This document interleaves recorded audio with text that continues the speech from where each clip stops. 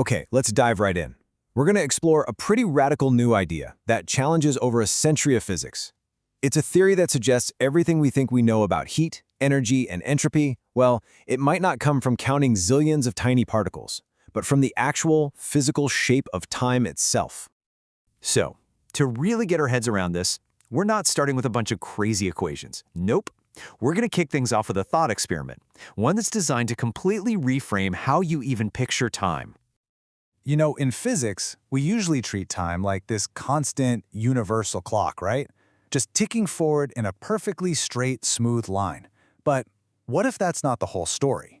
What if time isn't just a measurement, but a physical thing with its own form, its own structure?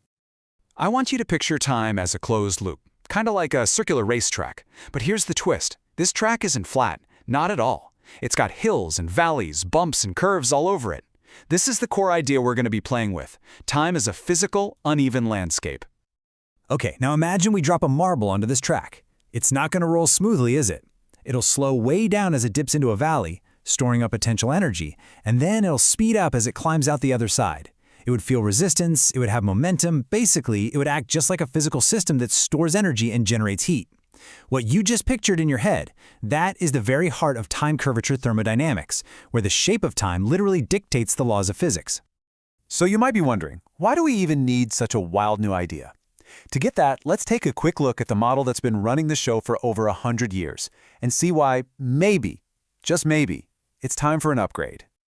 See, the traditional model is all about probabilities. It's based on statistics.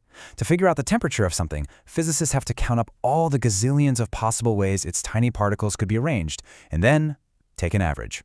It's a system built on incredibly well-educated guesswork. And this really shows you the massive shift in thinking. The old way is like trying to predict a casino's profits by tracking millions of individual dice rolls. This new way says, forget the dice, just measure the shape of the table. It wants to replace all that statistical guesswork with one single direct measurement, the curvature of time. And hey, this isn't just some academic debate. That old statistical model, it starts to get really fragile. It starts to break down in the exact areas where all the exciting, cutting-edge physics is happening. In the quantum world, in cosmology, in building next-gen computers. When things get super small or incredibly fast, well, the guesswork just isn't good enough anymore. Okay, so if we're tossing out all the statistics and replacing them with geometry, what are the new rules of the game? How does the shape of time actually translate into the physics we can see and measure? Now, this is really cool. This is basically the Rosetta Stone for the whole theory. It gives us a direct translation, a time landscape that's got more curves and bumps. It can store more heat. It has a higher heat capacity. A part of the track with a really steep curve, that's hotter. And a smooth, almost flat landscape, well, that's a cold, ordered system. It's a one-to-one map between shape and thermodynamics. So let me just be crystal clear on this. In this model, there are no probabilities to calculate, no molecules to count. Everything we associate with thermodynamics, energy, temperature, you name it, it all just flows directly from the geometry of the time ring itself. This theory also gives us a really powerful and frankly much more intuitive definition for one of the most mysterious ideas in all of physics, entropy. We always hear that it's disorder, right? But here, entropy is an actual physical strain in the fabric of time. Just think about the tension you feel building up in a spring as you bend it. That stored tension, that's entropy. And this geometric view, it also gives us a beautifully simple answer to one of the biggest questions out there. Why does time only move in one direction? Why does an egg break, but never, ever unbreak itself? The reason you can't just run time backwards is because it's not a matter of unscrambling some code or reversing probabilities. It's a physical challenge.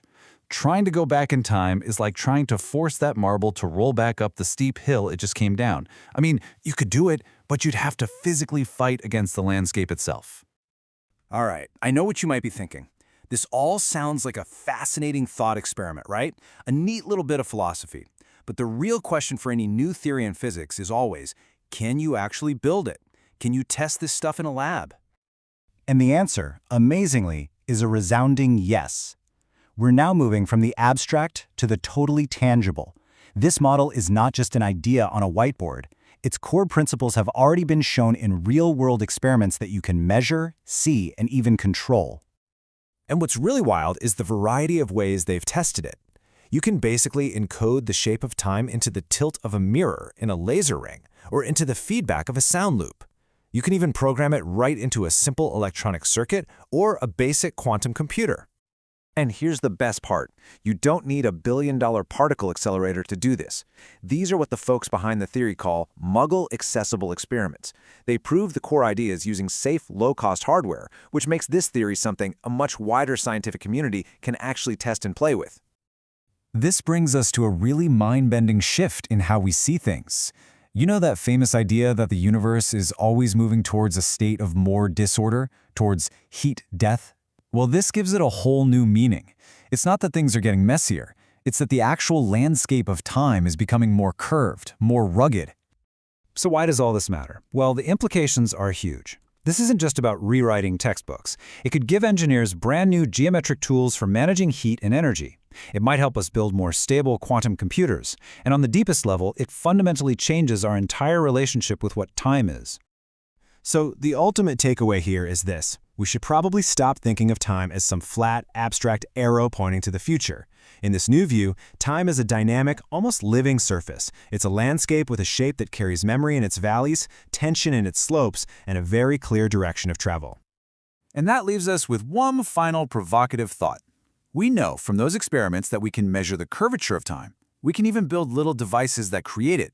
So the question we're left with is, if we can measure and create the shape of time, can we, one day, actually learn to shape it ourselves?